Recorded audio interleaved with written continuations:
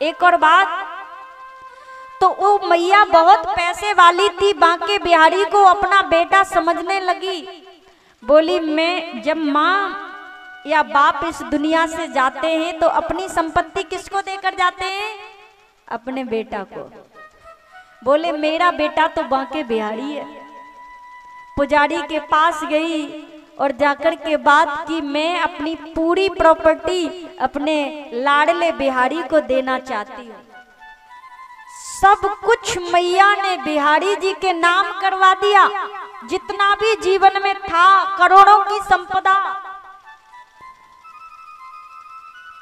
तो महंत जी ने कहा मैया ने सब कुछ तो बिहारी को दे दिया, अब जाएगी कहाँ?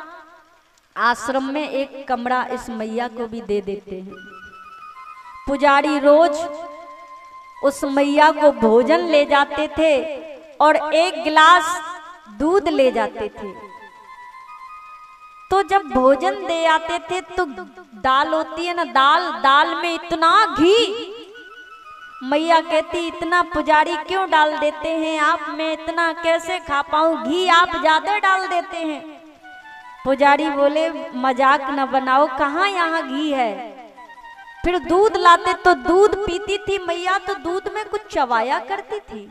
पुजारी ने देखा आखिर क्या चबाती है दूध में, अरे मैया तू क्या चबाती है?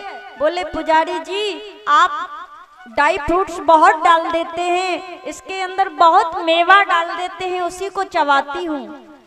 पुजारी ने कहा इसका मतलब इसके दूध में तो हम कुछ डालते नहीं हैं, ये मैया मंदिर से चोरी करती है। अरे मैया तुम्हारे लिए कहाँ से आई मेवा, बस उतना ही काफी है कि बिहारी जी का भोग लग जावे। एक दिन महंत ने कहा सब लोग छुप करके बैठ जाओ, आज देखना मैया कितने बजे चोरी करने आएगी। सब छुप करके बैठे, मैया नहीं निकली अपने कक्ष से, नहीं आई अपने रूम से, कमरे में ही रही रात भर। तो दूसरे दिन बिहारी जी को स्नान करा रहे थे गोस्वामी जी, तो बिहारी जी के हाथ पर घी लगा था। अच्छा बिहारी जी अब समझ में आया कि उस मैया की दाल में तुम ही घी डालते हो, और अब समझ में आया कि उसके दूध में भी घी डालते हो और इतनी मेवा तुम ही डालते हो। अरे ऐसा है मेरा बिहारी, जिसको एक बार समर्पित तो करके देखो, सब कुछ तुम्हें अपने आप दे देता है। कलयुगी बेटा दूध में मेवा डालकर 100 में 1 होगा जो पिलाए, नहीं तो वो भी नहीं होगा। लेकिन मेरे बिहारी के जैसे को बेटा बनाओगे ना तो जीवन ही आनंदमय हो जाएगा।